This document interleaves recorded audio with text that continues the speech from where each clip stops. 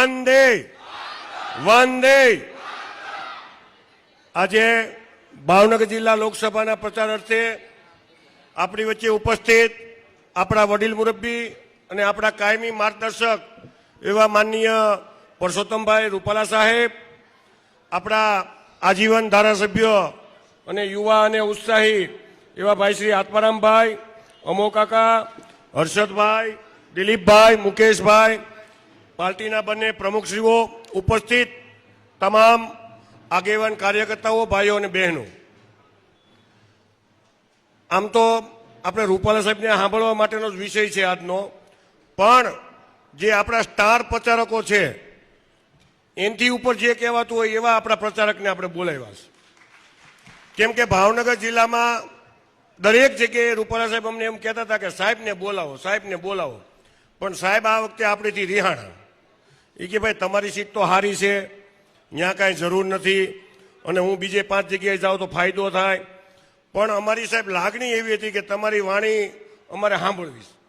અમારા અમો કાકા ઠેઠ ભાવનગરથી અહીં આવ્યા છે, તો કહેવાનો મતલબ એટલો છે કે છેલ્લે સાહેબે કીધું કે કાલ એક દિવસમાં ગોઠવી નાખો એટલે આપણે વલભીપુર તમે ભાગશાળી થઈ ગયા, જેસર બાકી રહી ગયું, પાલતાણા બાકી રહી ગયું, તળાજા બાકી રહી ગયું।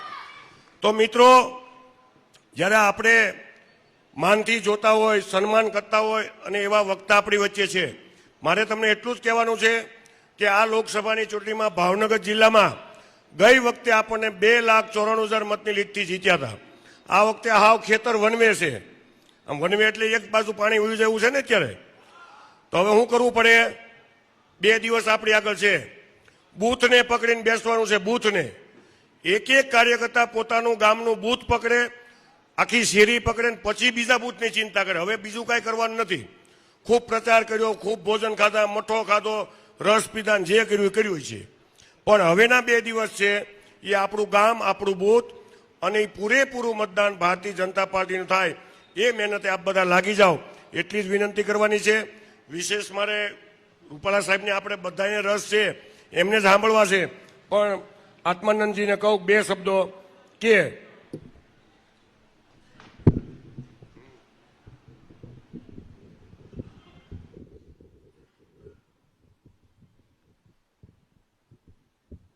बोलो भारत माता की वंदे। जीतेगा भाई, जीतेगा। मैं भी फिर एक बार।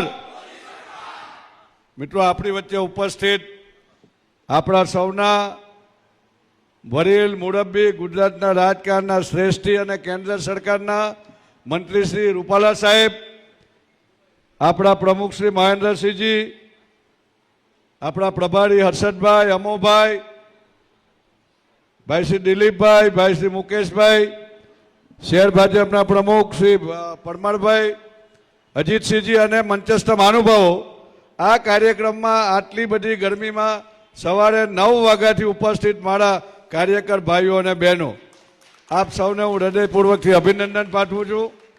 મિત્રો, રૂપાલા સાહેબ હોય ને તો પછી બધું આગળની લોકોની એવી ઈચ્છા કે સાહેબ જ આવે, એટલે અમે બહુ લાંબુ ખાઈએ ને અંદર ખાને એમ થાય કે આનું વહેલું પૂરું થાય તો સારું, એટલે માઇક પર બોલવાનું, બીજું નહીં પાછું। એટલે હું એટલું કહીશ મિત્રો કે આપણી વચ્ચે જ્યારે રૂપાલા સાહેબ ઉપસ્થિત છે અને ગુજરાતમાં અમે જ્યારે ત્યાં માંગણી મૂકીએ ને કે રૂપાલા સાહેબ આપો, તો કે રૂપાલા સાહેબ ન મળે, એ નોંધાઈ ગયા, બુક થઈ ગયા।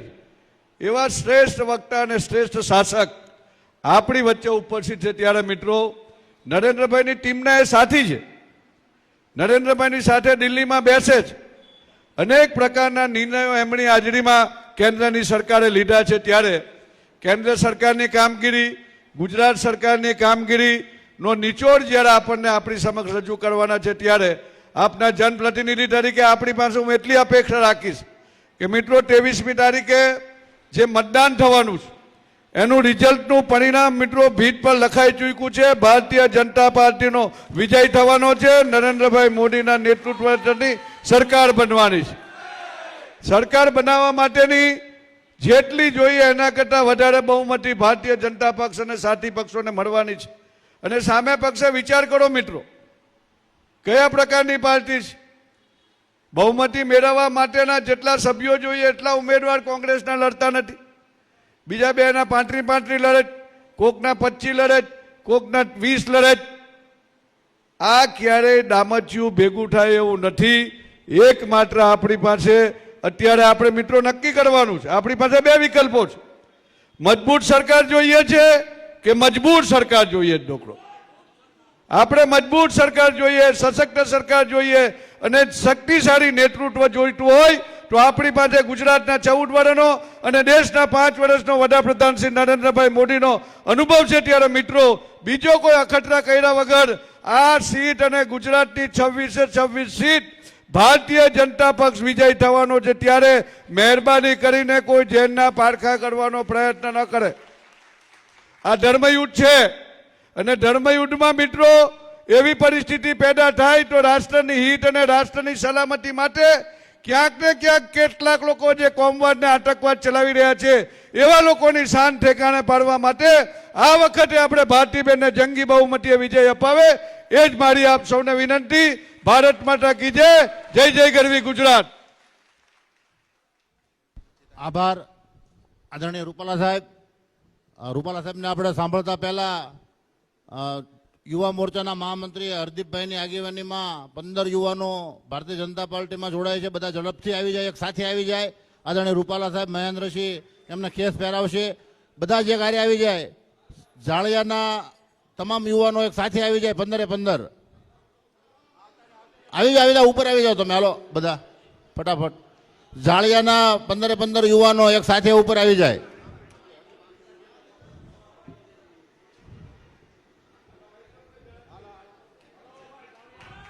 માતા કી, ભારત માતા કી, ભારત માતા કી.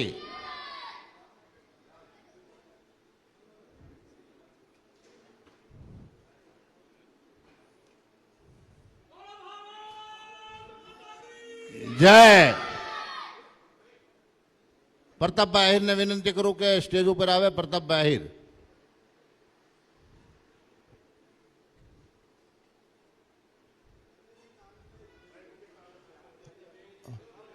આપણે રૂપાલા સાહેબને સાંભળવા છે. આદરણીય રૂપાલા સાહેબને વિનંતી કરું કે પ્રસંગોચિત માર્ગદર્શન કરે. વંદે ભારત માતા કી. એકવાર જોરથી ભારત માતા કી.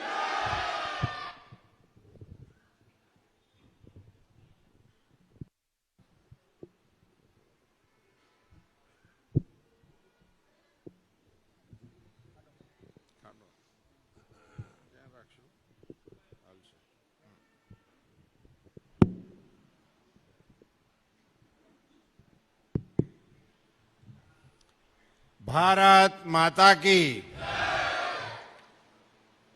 તડકો છે પણ નરેન્દ્રભાઈને ફરી વખત વડાપ્રધાન બનાવવાનો તાપ દેખાવો પડે ને. જયકારો એવો બોલાવો. આ વલભીપુર છે વાઘા બોર્ડરે સંભળાવી પડે છે. ભારત માતા કી. ભારત માતા કી. ધન્યવાદ.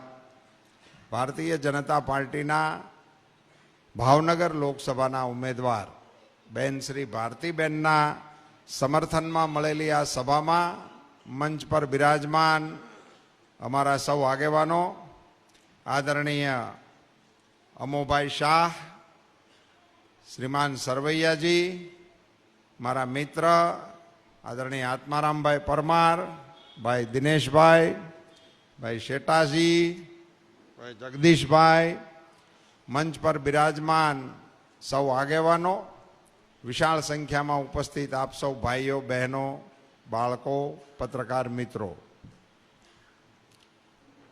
મારે અમુભાઈ 26માંથી એક ભાવનગર જ બાકી રહેતી હતી.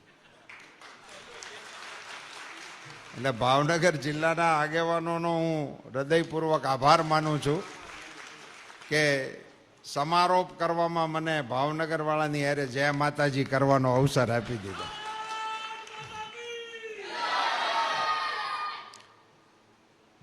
મિત્રો, આ લોકસભાની ચૂંટણી છે અને આમાંથી આપણે વડાપ્રધાન નક્કી કરવાના છે.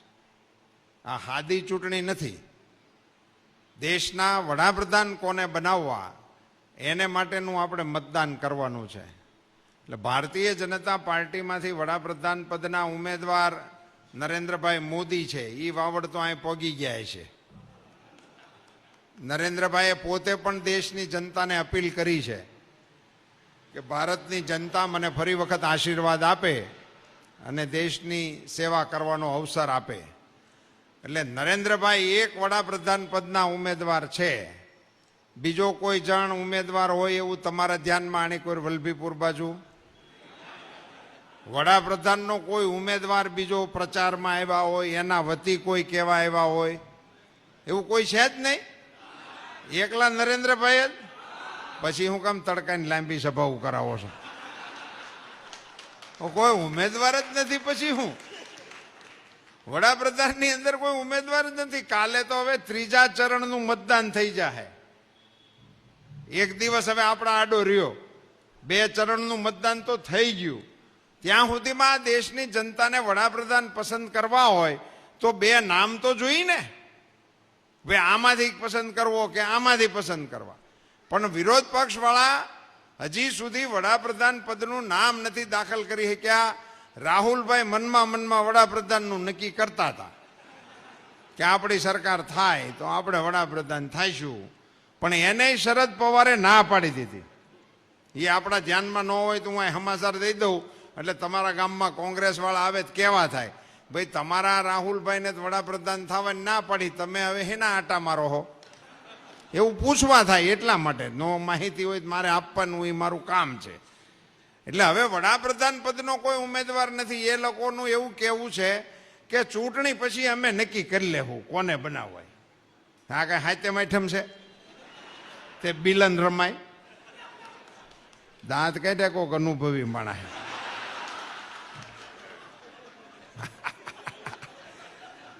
આની કોઈ સલણ તો બાપુ લાગે છે. એ બંધમાં હાલવાનું ના આવું તેવું ખબર હોય. હવે નીકળે કોંગ્રેસ વાળા તેને કહેજો હવે જનતા જાણી ગઈ છે, તમને ખોલામણે દેવાની નથી. હવે ખબર જ છે એમાં બગું છે, એમાં શું કામ ખોલામણ કોઈ દે? હવે આવી રીતે કઈ લોકસભાની ચૂંટણીઓ લડાય ભલા? દેશના નેતા બનવા માટે ભારત 130 કરોડની વસ્તીનું હિન્દુસ્તાન, એના વડાપ્રધાન થવાની વાત હોય તો ચોખવટ તો કરવી પડે ને. કોને વડાપ્રધાન બનાવવાના? સોંટ્યા છે બધાય. મોદીને કાઢો, મોદીને કાઢો. બેહાડવો કોને ઈ કયો? નકર ઠીક બેઠા છે મોદી સાહેબ. તમારે કોને બેહાડવો છે એની જો ખબર ન હોય તો આરામ કરો, તડકો બહુ છે. આંચકા મારોમાં તમારો વારો આવવાનો છે નહીં. મિત્રો, આ ચૂંટણીમાં નરેન્દ્રભાઈ વડાપ્રધાન બન્યા પછી આપણે ગામડાના લોકો આપણે આપણી વાતનો વિચાર કરીએ ને ખાલી, તો તમને ખ્યાલ આવે કે આપણે મત કોને અપાય. આમાં સરપંચો કોઈ બેઠા છે? હાથ ઊંચો કરો. વાહ, માતાજી હાજા નરવા રાખે. હાવ એક તો હાવ ઢુકડા બેઠા છે. તમારું નામ? દીપકભાઈ. કયું ગામ? જલાલપર માંડવા. આ જલાલપર. તમને ભારત સરકારે આ વર્ષે કેટલા રૂપિયા મોકલ્યા તમારા ગામ હાટું? 14મા નાણાં પંચના 20 લાખ. 1 વર્ષે 5 વર્ષે? નાનું છે પણ નાનું છે એટલે 20 પંચાને. આ જલાલપરના સરપંચ મારી સામે બેઠા છે ને એમ કે છે કે મોદી સાહેબે એના ગામ હાટું 1 કરોડ રૂપિયા મોકલ્યા. હું આ બધા સરપંચોને પૂછી શકું. અમોભાઈ મારા જૂના સાથીદાર છે, એને ખબર છે કે અમે ચૂંટણીઓ પ્રચાર કરવાનું ને એવું શીખતા હતા ને, તે હરીસિંહ બાપુ, સૂર્યકાંતભાઈ એ બધા અમને સલાહ આપતા કે સભા લેવા જાઓ ને ચૂંટણીની તો એમાં સાનુમની સભા કરીને વિયવું, એમાં કોઈને કંઈ પૂછવું નહીં. છતાંય મેં હિંમત કરીને સરપંચને પૂછ્યું કે કેટલા રૂપિયા આવ્યા. હવે ધારો કે આ સરપંચ એવું બોલ્યા હોય કે ભાઈ અમને જ કાંઈ નહીં હોય, મળ્યો નથી, તો મારું શું થાય? સભામાં હુથળી બોમ્બ ફોડ્યા જેવું થાય ને. એટલે હાથે રહીને આવી કાકડિયું ન હળગાવવી એવું મને અમારા આગેવાનોએ શીખડાવેલું. તે મેં 80 થી 98 સુધી એનું માન્યું અમુભાઈ. અત્યાર સુધીની સભાઓમાં હું આવું કોઈ દિવસ પૂછતો નહીં. અમારે જે વાત કરવાનું અમને કહીને મોકલ્યા હોય ને એ બધું કહી દઈએ, પણ અમે આવું સામેથી ન પૂછીએ. મિત્રો, આ 1900 ને આપણી 2019ની સાલમાં આજની આ સભા એવી થાય છે કે એ સભામાં હું પૂછી શકું કે સરપંચો હોય તો હાથ ઊંચો કરો. મને જ ખબર ન હોય કોણ હશે, કોણ બેઠા હશે, નહીં બેઠા હોય, એના ગામમાં પૈસા આવ્યા હશે, નહીં આવ્યા હશે, અને હું પૂછું અને એ સરપંચ એમ કે આટલા લાખ રૂપિયા આવ્યા, 20 લાખ રૂપિયા એમણે 1 વર્ષના કીધા. સાહેબ, 5 વર્ષે 1 કરોડ રૂપિયા કોઈ ગામડામાં આવે એવું બોલતા હોય એવી આ આઝાદી પછીની પહેલી સભા છે. સાહેબ, સરપંચને ગ્રામ પંચાયતમાં કોઈ પૈસા આપે? તરી વરહ તો સરપંચો પાસે તલાટીઓએ ઠેલા ઉપડાવ્યા. મામલતદાર ઓફિસમાં જવાનું છે, ટીડીઓ ઓફિસમાં જવાનું છે, તે દફતર લઈ લે, તલાટી પડખે હાલ્યો આવે ને સરપંચ સોપડા ઉપાડીને સામો મળે. મને મળવા આવતા ધારાસભ્ય, હું પહેલી વખત થયો ત્યારે સરપંચો આપણે રામ રામ કરી ચા પાણી પાઈને પછી પૂછી, સરપંચ આટલું બધું શું લઈને આવ્યા? તો કે અમારું રેકર્ડ છે, આજ અમારે મામલતદારમાં મુદત છે, તલાટી સાહેબે કીધું તું કે લેતા જઈજો. મેં કીધું તું સરપંચ છો, એ તલાટી તારો નોકર કહેવાય, એને ઉપાડવાના હોય ચોપડા, તું શું લઈને ફરસ? આવું પછી તરી વર્ષ તો ચોપડા ઉપાડવા એમ ગયું. પછી તરી વર્ષ સરપંચો ગામમાં કોઈ થાતું નહીં. તે ગામના બધા ભેગા કરીને કોઈક આબરૂદાર માણસ હોય ને પરાયણે બેહારે, ભાઈ બાપા તમે થાવ એટલે આપણા ગામનું કાંક હસવાય. કારણ કે સરપંચ એટલે ભાઈની પેદાઈ નહીં, ઘડીને નવરાય નહીં, અને આખા ગામની ગાળ્યું ખાવાનો ઉધડો કોન્ટ્રાક્ટ રાખવાનું કામ, એનું નામ સરપંચ. એવી અદ્ભુત એની પીડા. સાહેબ, ડીડીટી વાળા આવે સરપંચને જ્યાં સા પીવા જાય, જમાદાર તપાસ ગમે એની કરવા આવે, સા સરપંચે પાવાનો. ટીડીઓનું મુકામ થાય, ડીડીઓનું મુકામ થાય, કલેક્ટરનું મુકામ થાય, એ હંધાય સરપંચના મહેમાન. ગામના પાદરમાં સાધુની જમાયત ઉતરે ને, એ સરપંચને નોટિસ મોકલે, બચ્ચું પક્કી રસોઈ તેરે ઘર લગેગી. એટલે સરપંચ આમાં નવરો જ ન થાય. અને ગામમાં એક ટ્રેક્ટર માટી નાખવી હોય ને તેના પૈસા સરપંચ પાસે ન હોય, એ પાછી એની વધારાની. એટલે જૂની પેઢીના સરપંચો હોય ને તો તમે પૂછી લેજો કે એણે 2 ટર્મ કરી હોય ને તો એ 2-5 વીઘા ઓછી કરી હોય. આ તમને પૂછવાની છૂટ. અને આજે મારી સભામાં સરપંચો એમ કે લાખ રૂપિયા, કરોડ રૂપિયા ગામડાની અંદર. સાહેબ, તમને ભૂલી ગયા. અને આ કોંગ્રેસ વાળાને કોઈ કહેતા નથી. કોંગ્રેસના વડાપ્રધાન હતા રાજીવ ગાંધી, એણે વડાપ્રધાન તરીકે એમ કીધેલું કે હું દિલ્હીથી રૂપિયો મોકલું, ગામડામાં પોગતા પોગતા 15 પૈસા થઈ જાય છે. આ મારો આક્ષેપ નથી કોંગ્રેસ સામે. એની વ્યવસ્થા કેવી હતી એનું પોતાનું વડાપ્રધાનનું નિવેદન હતું. રૂપિયાના 15 પૈસા ગામમાં થઈ જાય. 1 જ રૂપિયાનું કામ ગામમાં કરાવવું હોય સમય કેટલો જાય? 15 પૈસા લેખે. 15 હતા પસ લંતર હો. આ જૂની હોટિયું ખાઈને ગળિયા પાકા કર્યા હોય તો આવડે. હા, મથેળિયું રખાવતા અને ઉકારો કરે બીજી 2 મારે. હવે નથી છોકરાઓને કાંઈ કહેવાતું નથી. એની માન બાપો 2 ઊંચું પૂંછડું લઈને આવે નહીં. અમારા બાબાને વઢ્યા. 7 વર્ષે 1 રૂપિયાનું કામ થાય ત્યાં તો સરપંચ બદલી ગયો હોય, 5 વર્ષની જ મુદત હોય. એટલે એક કામ થતા જ નહોતા. આ કોંગ્રેસના લોકો ભૂલી ગયા કે દિલ્હીમાંથી 1 રૂપિયો આવે, ગામમાં જાય તા 15 પૈસા થાય, એના વડાપ્રધાન કહેતા હતા.